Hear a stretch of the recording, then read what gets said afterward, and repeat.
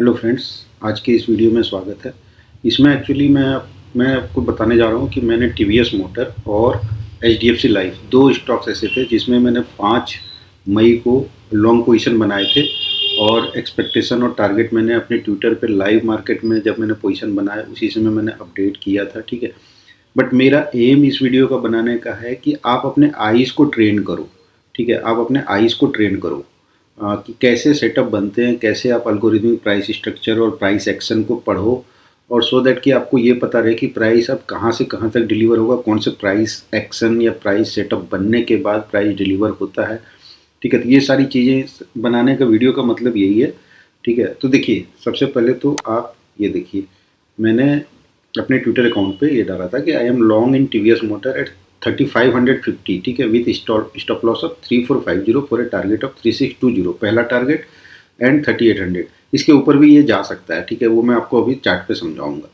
देखते हैं कि कहाँ तक जा सकता है एंड सेटअप क्या बन रहा था। तो देखिए, मैं चार्ट के साथ ये पोस्ट करता हूँ, ठीक है। ये मैंने किया था 5 मई को 11:50 पे, ठीक है। तो देखिए, चार्ट भी यहाँ पे है, मैंने पोस्ट किया था। इसमें देखिए प्राइस दिखा रहा है जब मैंने स्क्रीनशॉट लिया था चार्ट का, तो 3512, ठीक है। अब हम चलते हैं चार्ट पे, टीवीएस मोटर के चार्ट पे चलते हैं और सेटअप समझते हैं। देखिए, तो टीवीएस मोटर का जो ये चार्ट है ना, हम 75 मिनट के चार्ट पे हैं, ठीक है। अब 75 मिनट ले लीजिए, 1 आवर ले लीजिए, ठीक है। जब बहुत ज़्यादा फर्क नहीं पड़ता है। 75 मिनट में यूज क्यों करता हूँ, इस पर मैंने एक वीडियो बनाया हुआ है अपने चैनल पे, वो आप देख सकते हो। बाकी मैं मोटा मोटी समझा देता हूँ कि इसमें इक्वल कैंडल डिवाइड होते हैं पूरे दिन में, ठीक है, इक्वल टाइम फ्रेम में। इसीलिए मैं 75 मिनट यूज़ करता हूँ, क्योंकि कैंडल कंप्लीट होता है। तो देखिए, अगर हम टीवीएस मोटर का यह चार्ट देखेंगे ना, तो यह हाई बना था। अगर इसको हम जूम आउट करते हैं तो देखिए, यहाँ का लो इस लो ने लिया था, ठीक है, लिक्विडिटी पर्ज हुई थी, एंड ऊपर इस हाई ने यहाँ की लिक्विडिटी पर्ज की थी। तो यह एक डीलिंग रेंज था अपना, ठीक है। यहाँ से यहाँ तक का पूरा डीलिंग रेंज था। अब टीवीएस मोटर ने क्या किया था, ये डीलिंग रेंज बनाने के बाद ये 25 डीआरटी ऊपर आया, फिर यहाँ पे कंसोलिडेट किया, देन 75 डीआरटी तक आया, ठीक है। एक गैप छोड़ते हुए गया, तो बहुत ज़्यादा चांसेस होते हैं गैप जाके फुलफिल होगा। देखिए, रेजिस्टेंस लिया कहाँ पे, यह जो बियरिश फेयर वैल्यू गैप था और ये बुलिश फेयर वैल्यू गैप था, तो दोनों कंसाइड हो रहा था। तो यहीं पे जाके रेजिस्टेंस लिया, बैलेंस प्राइस रेंज जिसको हम बोलते हैं, ठीक है। एंड देन मार्केट वापस डिलीवर कर दिया कहाँ तक, तो 25 डीआरटी। तो जब ये 25 डीआरटी पे आया, ठीक है, तब आपका नज़र जाना चाहिए। आप ऐसे स्टॉक्स को खोजो जो कि मतलब 25 डीआरटी, मतलब एक डीलिंग रेंज के 25 डीआरटी पे है, ठीक है। वहाँ के प्राइस एक्शन को आप मतलब आराम से देखो। तो देखिए, यहाँ पे क्या हो रहा था फिर। अब हम चलते हैं थोड़ा सा और इस जगह के प्राइस एक्शन को जूम इन कर लेते हैं, ठीक है। तो देखिए, 5 मई, ठीक है, 9:15, 10:30 और 11:45, ठीक है।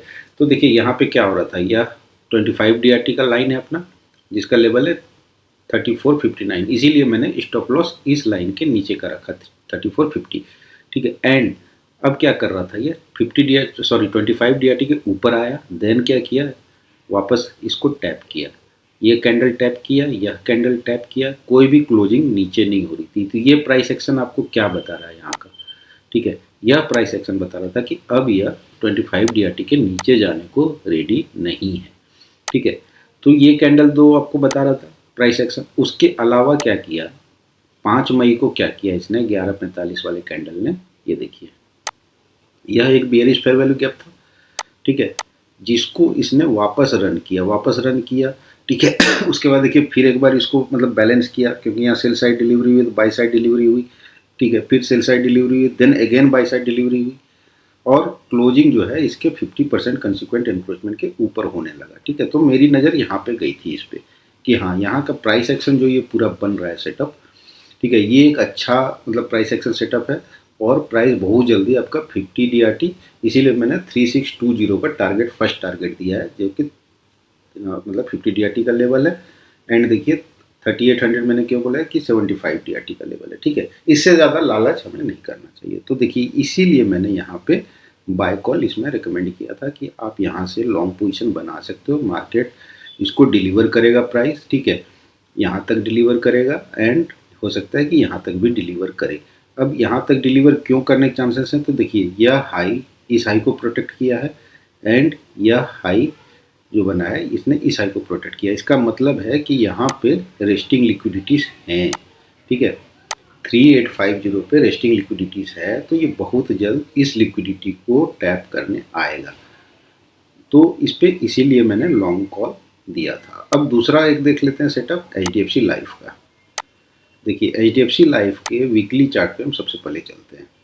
तो देखिए HDFC लाइफ के वीकली चार्ट पे क्या हो रहा था, इसने इस हाई को पर्च किया और यहाँ से यहाँ तक का एक डीलिंग रेंज बनाया, यहाँ का लो लिया एंड जो यह ऑर्डर ब्लॉक था, ये जो दो रेड कैंडल हैं, ठीक है, इसी को टैप किया, इसके मीन थ्रेशोल्ड को टैप करके और रिएक्शन दे रहा था, ठीक है। तो ये एक रिजेक्शन दिखा रहा था कि ऑर्डर ब्लॉक से रिएक्ट कर रहा है, ये वापस ऊपर आया, 25 DRT इसके टैप किए। अब देखिए, अब जो इसमें हम अगर इसका यह डीलिंग रेंज लेंगे ना, अब देखिए क्लोजिंग देने की कोशिश कर रहा है 25 DRT पे वीकली चार्ट पे। इसको मैंने अपने पुराने वीडियो में 3 दिन पहले मैंने कुछ वीडियो डाले थे स्टॉक्स ऑफ द मंथ में, मैंने HDFC लाइफ को उसमें रखा है कि ये हो सकता है कि स्टॉक्स ऑफ द मंथ हो, मतलब यहाँ से ये आपका 10-15% का मूव ये दिखा सकता है, मैंने उस दिन डाला था, ठीक है। बट उस समय ये प्राइस 590 के आसपास था। अब देखिए, अब हम इस डीलिंग रेंज को ना डिलीट कर देते हैं। देखिए एक हाई यहाँ पे है, ये वाला जो स्विंग हाई है ना, इसने क्या किया है, ये सारे लिक्विडिटी पर्च करने के बाद ये वापस नीचे आया, ठीक है। तो हम यह एक नया डीलिंग रेंज इसका अगर हम लेंगे ना, तो देखिए क्या कर रहा था ये डीलिंग रेंज का 25 DRT 601 पे था। अब अगर हम 75 मिनट के चार्ट पे चलते हैं, ठीक है, तो ये डीलिंग रेंज है, इस डीलिंग रेंज के नीचे आया, ठीक है, ये 50 DRT तक गया। देखिए कितना मतलब शानदार तरीके से लेवल्स को ये रिस्पेक्ट करता है और लेवल्स पे जाता है एंड वहाँ से कैसे मतलब ये रिएक्ट करता है। देखिए 50 DRT पे देखिए मतलब टच किया उसको, नीचे आ गया। जब नीचे आया तो इस तरह के ना स्टॉक्स को आप खोजिए, जब भी चार्ट एनालिसिस करते हो एंड ऑफ द डे ना, इस तरह के स्टॉक्स को खोजिए जो कि डीलिंग रेंज बनाया है, 25 DRT ऊपर हुआ है एंड अगर 50 DRT तक गया है, नहीं भी गया है, तो ये 25 DRT आसपास ना मंडरा रहा हो वापस ऊपर क्लोजिंग देने के बाद, ठीक है। तो उसको खोजिए, उस पर प्राइस एक्शन आप वॉच कीजिए 1-2 दिन, ठीक है, वो एक अच्छा मूव का कैंडिडेट बनता है फिर।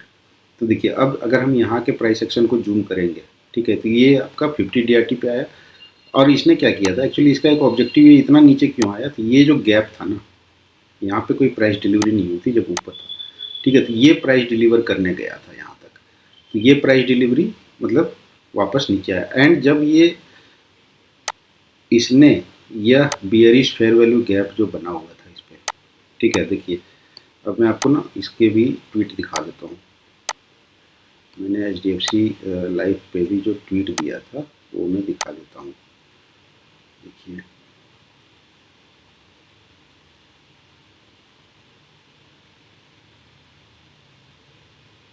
ये देखिए मैंने 5 मई को यह ट्वीट दिया था, कितने बजे, 10:20 में, ठीक है, कि I am long in HDFC life at 596 with stop loss of 578 aiming 625 in short term, ठीक है, जो कि आज अचीव हो गया आराम से। तो इसका चार्ट फिर वही देखिए, यह बियरिश फेयर वैल्यू गैप, ठीक है, इसको रन किया कब, 5 मई 9:15 का कैंडल जाके ऊपर क्लोजिंग हुआ। मेरा टाइमिंग क्या था देखिए 10:20, ठीक है। तो 45 मिनट सॉरी 75 मिनट का यह कैंडल है, ठीक है, 75 मिनट का यह कैंडल है, 75 मिनट का कैंडल है, तो 10-15 में इसने closing the and that's why मैं इस पर बुलिश रहा कि ये अब एक बुलिश साइन दिखा रहा है और ये 50 DRT 603 मतलब इसका लेवल पार करते ही ये दौड़ेगा फिर, ठीक है। तो देखिए ये क्या किया, फिर वो वापस रिटर्न हुआ, इस इन्वर्स फेयर वैल्यू गैप में आया, इसके कंसिक्वेंट एनक्रोचमेंट तक आया एंड तो वापस ये ऊपर चला गया, ठीक है। तो इसीलिए मैंने 596 के आसपास इसमें लॉन्ग पोजीशन बनाए थे। मेरा स्टॉप लॉस मैंने क्या लिखा है, देखिए स्टॉप लॉस मैंने क्या लिखा है 578। 578 मैंने क्यों लिखा है, तो मैंने इस गैप के नीचे रखा है, मतलब ऑलमोस्ट आपका इस लो के नीचे, स्विंग लो के नीचे रखा है। आप यहाँ भी कंजर्वेटिव ट्रेडर हो तो आप यहाँ भी 584 पे भी अपना स्टॉप लॉस रख सकते थे इस इन्वर्स फेयर वैल्यू गैप के नीचे। बट होता क्या है ना कि कई बार मार्केट क्या करता है कि इसको रिबैलेंस कर देता है, मतलब एक सेल डिलीवरी देगा, एक बाई डिलीवरी देगा, तो इसको फिर से रिबैलेंस करते हुए फिर ऊपर जाएगा। तो इसीलिए स्टॉप लॉस हमेशा मैं यहाँ रखता हूँ, प्राय इन्वर्स फेयर वैल्यू गैप के जस्ट नीचे नहीं रखता हूँ। तो देखिए अब ये मैं इसका क्यों बोला था कि ये आपका स्टॉक ऑफ द मंथ भी हो सकता है। अगर हम वीकली चार्ट पे इसका देखेंगे ना, तो ये आज क्या किया है, मतलब इस वीक ये क्या करने की कोशिश कर रहा है। अगर आप इस डीलिंग रेंज को हटा दोगे और ये वीकली चार्ट पे बड़ा डीलिंग रेंज लोगे ना, तो ये 25 DRT जिसका लेवल है 621, ठीक है। अगर ये कल वीकली क्लोजिंग देता है 621 के नीचे ना, ऊपर सॉरी। तो इसको 1-2 वीक आप इसको देखिए, ठीक है, क्योंकि नेक्स्ट कैंडल हो सकता है छोटा बने या नेक्स्ट कैंडल बड़ा भी बन सकता है, कोई बड़ी बात नहीं है, ठीक है। अगर ये बुलिश फेयर वैल्यू गैप बनाता है तो ये 2 वीक बाद ना ये एक अच्छा रन दिखा सकता है आपको 6-700 की तरफ, और इवेंचुअली आपका, और ये सारी जो लिक्विडिटीज़ है ना, ये सारे लिक्विडिटीज़ हैं, ठीक है। तो ये हो सकता है कि आपका बहुत जल्दी 1-2 महीने में 820 की तरफ भी जा सकता है, ठीक है। तो इस पर भी आप एक नज़र बना के रख सकते हो।